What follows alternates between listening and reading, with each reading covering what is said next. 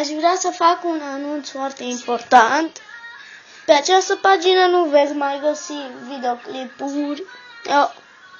O să fac videoclipuri mai rar. Pe pagina asta, videoclipuri speciale. Da. Voi pleca la mare și voi sta toată vacanța. Deci, asta e. Și pentru abonații mei care văd acest video, mă lăsam de mult de YouTube, dar ceva m-a făcut să mă schimb. Aș vrea să mulțumesc unui YouTuber pe nume Minerman.ro.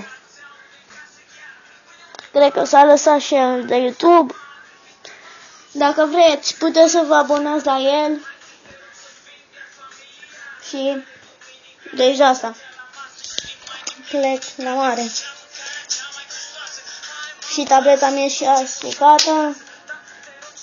Dacă voi face videoclipuri pe altă pagină de YouTube. Mi-am făcut una nouă pe calculator. Că am uitat parola la pagina asta. Dacă nu uitam, poate mai puteam să fac și pe la mare dacă nu am laptopul. Deci, o să mai fac videoclipuri